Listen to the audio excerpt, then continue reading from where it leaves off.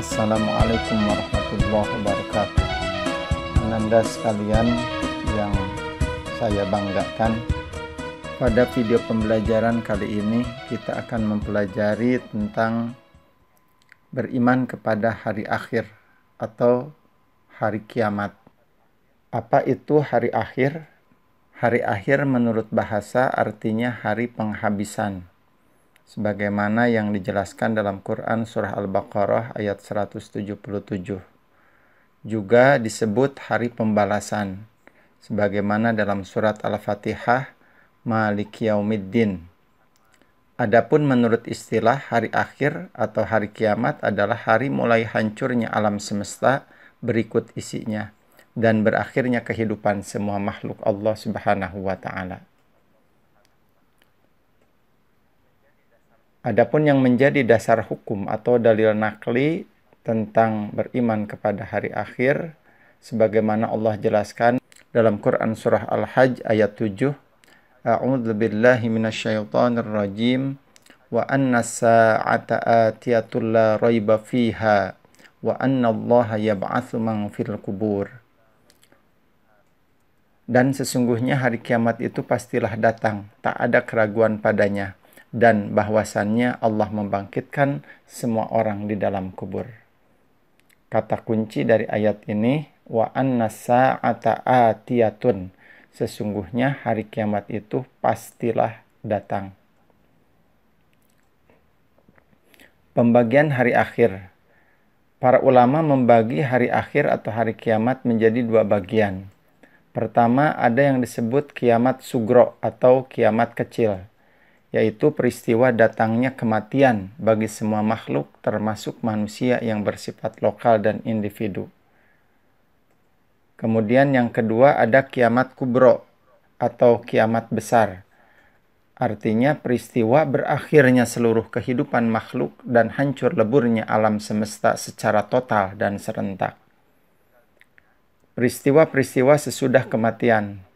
Ketika seseorang meninggal dunia, maka ada beberapa peristiwa yang akan dihadapi. Pertama, akan menghadapi fitnah kubur. Yang dimaksud dengan fitnah kubur adalah beragam pertanyaan yang diajukan kepada orang yang meninggal di alam barzah tentang Tuhannya, agamanya, nabinya, imannya, dan kiblatnya. Dan yang kedua, peristiwa yang akan dihadapi bagi orang yang sudah meninggal dunia, adanya siksa dan nikmat kubur. Siksa kubur diperuntukkan bagi orang yang zalim, munafik, kafir, dan musyrik.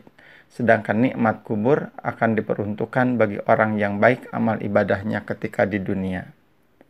Periode hari akhir.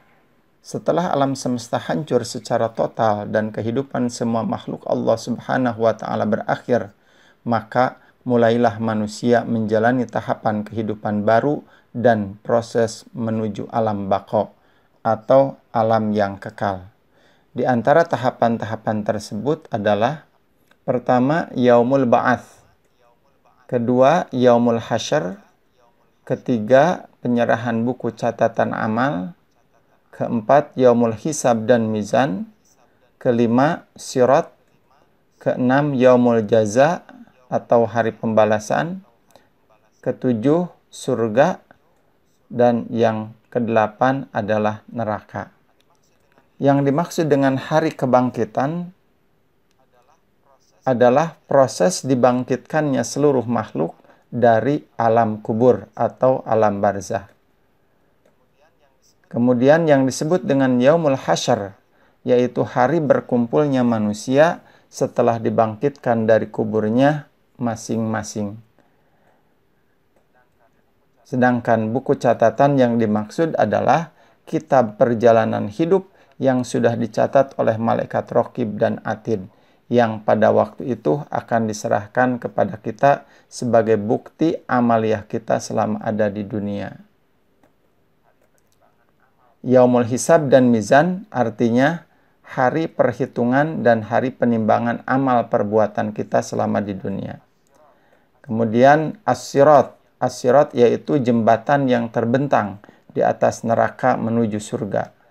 Dan kemudian ada yaumul jaza, Yang dimaksud yaumul jaza adalah hari ketika semua manusia akan menerima balasan dari Allah Subhanahu wa taala.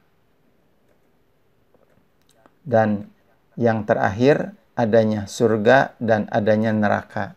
Surga merupakan tempat balasan bagi orang-orang yang baik amal perbuatannya, yaitu seorang mukmin dan yang muttaqin, atau orang-orang mukmin dan orang-orang yang bertakwa.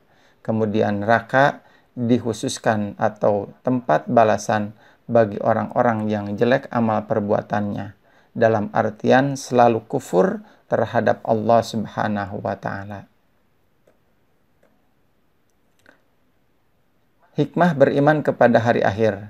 Di antara hikmah beriman kepada hari akhir, pertama, muncul rasa kebencian yang dalam kepada kemaksiatan yang mengakibatkan murka Allah Subhanahu wa taala di dunia dan di akhirat.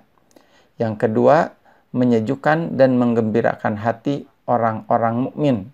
Yang ketiga, senantiasa termotivasi untuk beramal baik dengan ikhlas. Yang keempat, menjauhkan diri dari asumsi-asumsi yang mengkiaskan apa yang ada di dunia ini dengan apa yang ada di akhirat. Dan yang terakhir, senantiasa menghindari niat-niat yang buruk apabila melaksanakannya. Demikian, semoga bermanfaat. Wassalamualaikum warahmatullahi wabarakatuh.